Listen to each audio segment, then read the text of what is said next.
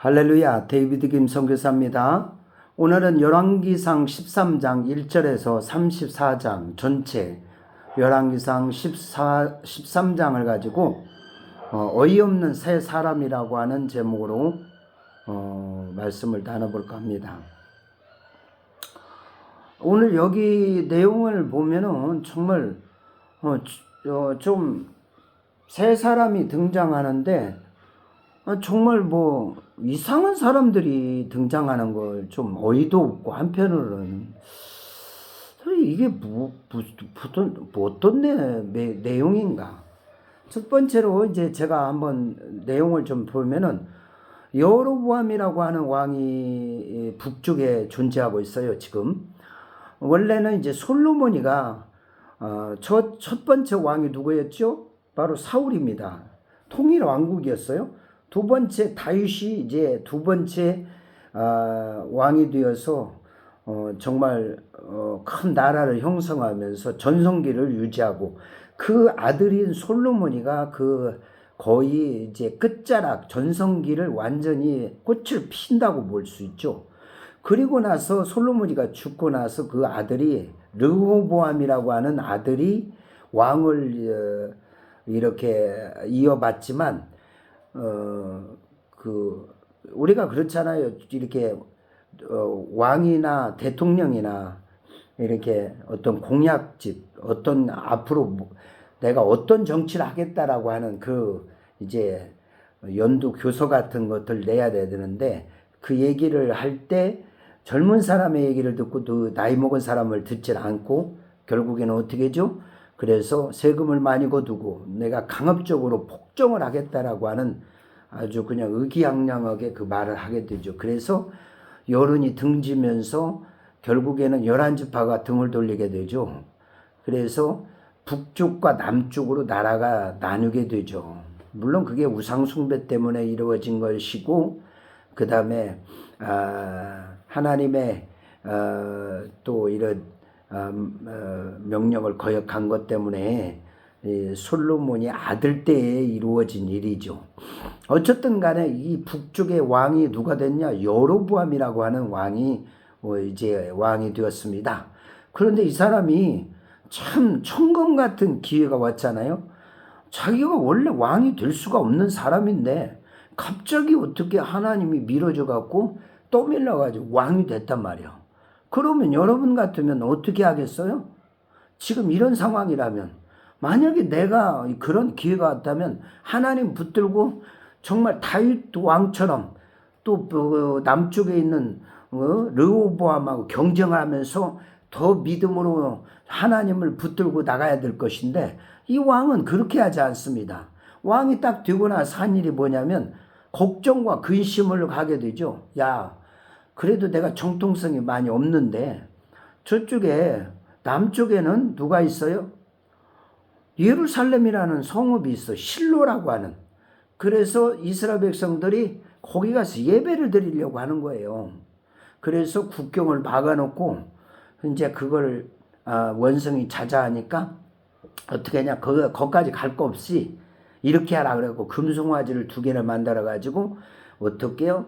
저쪽 밑에로서는 베델과 단이라고 하는 데까지 2군데다가 이렇게 산당을 만들어 놓고, 이게 여호와 하나님이다, 너네 걸고 갈 거 없다 그래고 금송아지를 세워놓고 거기에 경배하게 하는 주도적인 역할을 왕이 하게 된 거죠.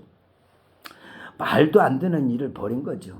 자, 그래서 오늘 보면 유다에서 하나님의 사람이라고 하는 사람이 나타나서 그에게 회개를 하고 돌이키기를 원하죠. 그런데 그 말을 들어요, 안 들어요?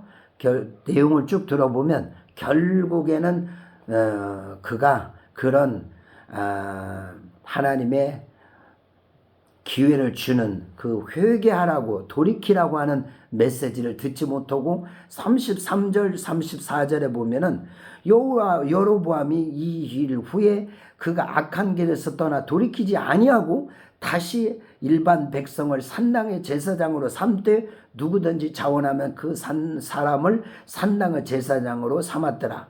이 일이 여로보암의 죄가 집에 죄가 되어 그 집이 땅 위에서 끊어져 멸망하게 되었다. 그래서 결론은 어떻게냐? 여로보암이 자기 때에서 왕이 끝나버리고 자기 아들 때에서는 멸망을 당하게 되는 거죠. 자, 여기서 오늘 첫 번째 어이없는 첫 번째 사람은 왕 여로보암, 북이스라엘 왕입니다. 자기에게 그 호박이 넝쿨정 들어오고 기회가 왔는데 그 기회를 잡지 못하고 발로 뻥쳐버리고 결국에는 멸망당하는, 멸문지화당하는 그러한 가문이 되어버렸습니다.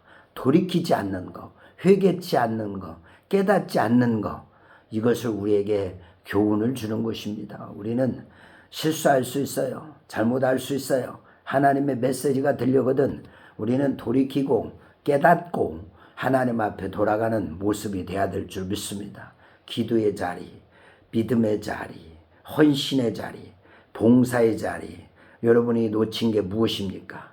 말씀의 자리입니까? 그 자리로 돌아가야 돼요. 하나님이 계속해서 사인을 주고 또 안 되다 보면 사람을 보내서 또 어떤 모양과 현상을 통해서 하나님 메시지를 주면 그걸 깨닫고 돌이키는 자가 되어야 될 줄 믿습니다. 우리는 이런 어리석은 여로보암의 왕의 뒤를 따르지 않기를 예수님의 이름으로 부탁을 드립니다. 두 번째 어이없는 사람이 등장하는데 바로 이 사람은 유다에서 온 하나님의 사람이라고 호칭이 됩니다. 하나님의 선지자, 하나님의 사람, 맨 업 가드. 이 사람이 하나님의 명령을 받고 유다로부터 국경을 넘어서 오늘 북이스라엘 왕을 향하여 찾아옵니다. 정말 이거는 결기가 없고 담대함이 없으면 못하는 일이에요. 왜냐하면 아무리 하나님 야훼의 명령을 받았다 할지라도 껐다고 죽은 목숨이잖아요. 지금 여로보암이 서슬이 뻔한 왕인데, 그렇기 때문에 그가 하나님 명령을 받고 유다에서부터 저 먼 길까지 와가지고 어떻게 하나님 말씀을 전하는 거, 그거 다 잘한 거예요. 또 말씀을 전하는 걸 보면 아주 담대하게 하나님께서 오늘 이 제단을 완전 혁파해버리고 거기에 제사장들, 우상 섬기는 자들 다 뼈도 갈아버릴 것이다. 그래서 하나님의 진노가 나죠. 그걸 그대로 잘 전해, 생동감 있게 잘 전해요. 그리고 어떻게 해요? 아까 여로보암이 어떻게 합니까? 왕이 저놈을 잡아라! 그래서 손을 폈는데 이게 굽혀지지 않는 거예요. 그냥 손이 굳어버린 거예요.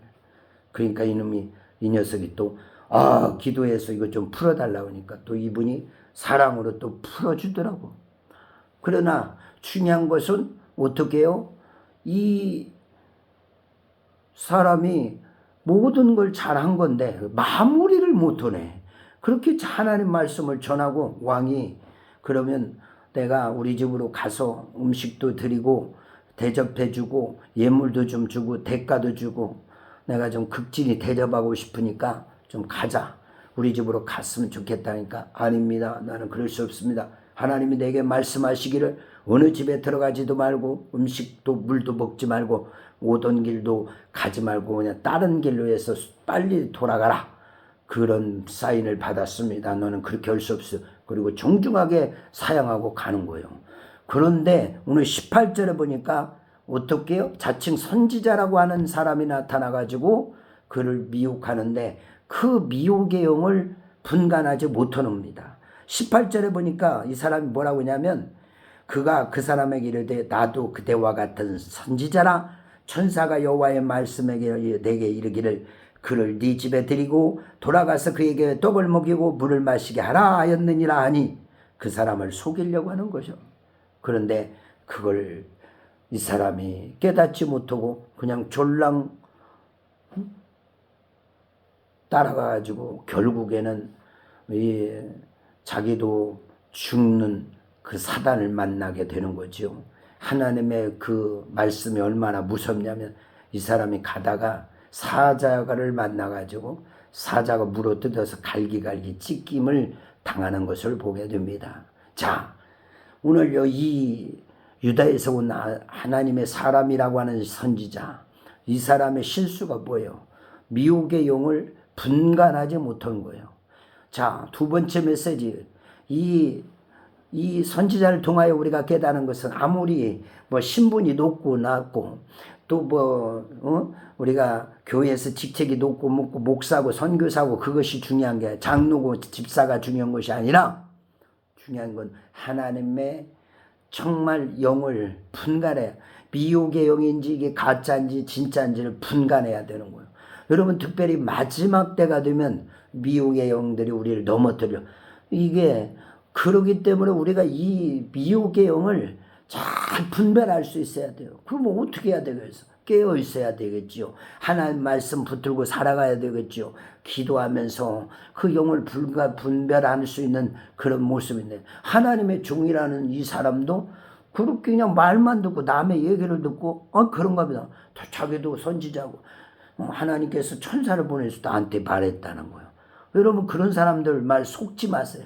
무슨 천사가 얘기해 줬다는데 영계가 열려서 자기가 봤다는도 하나님의 이 말씀이 아닌 것은요 전부 가짜입니다.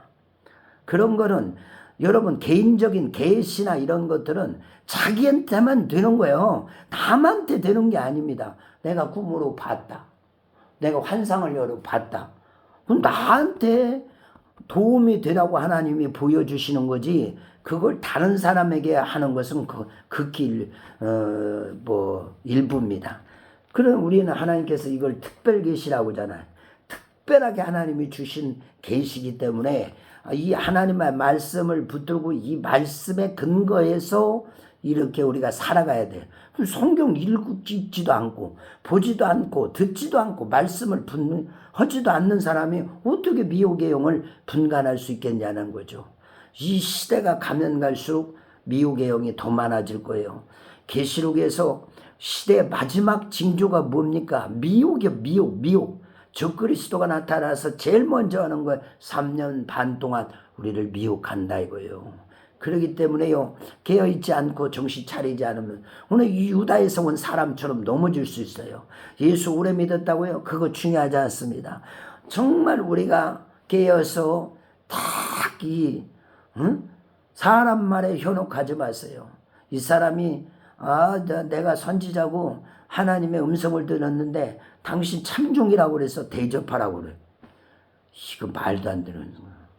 그래서 이 유다에서 온 이 하나님의 사람 Man of God 이 사람처럼 어리석은 일 버리지 말고요. 미혹의 영. 첫 번째는 뭐였었죠? 깨닫는 게 복이다. 깨닫는 게 복이요. 깨달아야 되고 돌이켜야 되는 거고. 두 번째는 뭐요?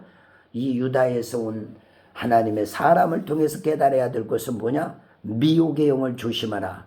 분별의 영을 가져야 된다. 시대를 분별하고 사람을 분별하고 이게 진짜인지 가짜인지를 분별할 수 있는, 그래서 말씀에 능하지 않으면 그렇게 될 거예요. 결국에 이 사람은 사자가 물어서 찢겨서 죽임을 당하는, 이게 하나님 말씀 잘 듣고 순종하고 하다가 이렇게 돼버리는 거예요. 이게 말로가 안 좋은 거예요. 분별의 영을 갖는 우리 모두가 돼야 될 줄 믿습니다. 그 다음에 마지막으로 진짜 어이없는 사람은 바로 11절에 나와 있는 베델에 한 늙은 선지자가 살더니 그의 아들들이 와서 이날에 하나님의 사람이 베델에서 행한 모든 일을 그에게 말하고 또 그가 왕에게 드린 말씀도 그들이 그의 아버지에게 다 구구절절절절절절절하니까 그 사람이 어디 있느냐? 예, 지금 가고 있습니다. 말을 타고 쫓아가갖고 이 사람을 어떻게 해요? 넘어뜨리게 하는 거야. 자, 묻지도 따지도 않고 이렇게 남을 무너뜨리는 자가 있습니다. 하나님의 사람, 믿음에 쓴 사람을 넘어지게 하는 자들이 있단 말이에요. 이건 진짜 정말 악랄한 것입니다. 오늘 이 사람을 보세요. 그리고 뜬금없이 또 뭐라고 하냐면 유언을 하는데 내가 죽거든 이 사람을, 그 사람이 장사한 묘실에다가 자기를 같이 묻어달라고 하더라고. 하여튼 이 사람은 말도 안 되는 일을 벌이고 그 중간에 하나님께 쓰임받기는 해요. 또 악한 것도 쓰임받기는 하잖아요. 그런 것처럼 어쨌든 이 사람은 남을 넘어뜨리게 하는 사람이에요. 오늘 내가 다 다른 믿음의 사람은 혹시 넘어뜨리고 있는가 한번 생각해 봐야 되는 거예요. 신앙생활 잘하고 있는데 나 때문에 가서 그 사람을 넘어뜨려 버리는 거예요. 이런 어리석은 자가 돼서는 안 되죠. 이 사람이 하나님 앞에 섰을 때 어떤 벌을 받겠습니까, 여러분? 왜 사명 잘 감당하고 돌아가는 사람을 넘어뜨려서 이 사람이 결말을 이렇게 만들어 버리는 거예요? 이거 이유가 없어요, 이 사람은. 그 속에 시기 질투가 들었는지 아니면 사단이 들었는지는 모르겠지만 어쨌든 우리가 남을 해코지하고 남을 넘어뜨리게 하고, 성경은 그렇게 말하고 있잖아요. 남을 실족해 하면 안 된다고 했어. 남을 실족했으면 자기는 연자맷돌 먹고 물에 빠져 죽는 게 낫다라고 했어요. 그래서 우리가 이와 같이 남을 넘어뜨리게 하는 자가 돼서, 우리가 그래서 예수님의 영을 받았으니까 예수님을 닮아야죠. 평강, 피스잖아. 평강의 왕이야. 예수님의 가는 곳에 평화와 평강이 넘치는 거죠. 여러분이 가는 곳에 사람이 살아나고 환경이 일어나고 여러분 때문에 복을 받는, 그래서 여러분들이 남을 도와주는 자가 돼야지, 남을 해코지하고 넘어뜨리고 잡아뜨리고 믿음 생활 특히 잘하는 사람들을 이렇게 막 흉보, 입으로 죄 짓는 사람들이 너무 많아요. 멀쩡하게 잘하는 사람 뒤에서 막 시기질투 해갖고 그냥 남을 흠담이나 해대고 하는 사람들, 이 사람이 바로 베델의 늙은 선지자 같은 사람들입니다. 자, 우리는 이런 사람이 되지 말아야 되겠죠. 자, 말씀을 마무리합니다. 오늘 어리석은 세 사람, 어이없는 세 사람을 우리가 잠깐 열왕기상 13장을 통해서 살펴봤습니다. 첫 번째, 누가? 여로보암 왕. 돌이키지 않고 깨닫지 않는 거, 깨닫는 게 복인데 깨닫지 않는 이 사람, 이걸 통해서 우리가 한번 또 정신 바짝 차려야 될 줄 믿습니다. 그 다음에 두 번째는 뭐였어요? 유다에서 온 사람, 선지자. 그러나 이 사람이 잘했지만 미혹의 영을 분간하지 못했습니다. 영적 분별력을 달라고 하나님께 기도합시다. 세 번째, 베델에 있는 늙은 선지자. 묻지도 따지 않고 남을 해코지 하는 자, 남을 넘어뜨리고자 계획도 치밀하게 세워가지고 이렇게 아주 남을 절단내는 인생이 돼서는 안 되죠. 남을 살리는 자가 돼야 돼요. 주님을 기쁘시게 하는 그런 사람이 돼야 됩니다. 오늘 이 세 사람을 통해서 우리가 깨닫고 정말 내 자신을 돌아보며 믿음으로 바로 서서 주님 오시는 그날까지 힘있게 주의를 감당하는 우리 모두가 되기를 예수 이름으로 축원을 드립니다. 할렐루야. 데이비드 김 선교사였습니다. 좋아요와 구독은 선교에 큰 힘이 됩니다. 눌러주세요. 감사합니다.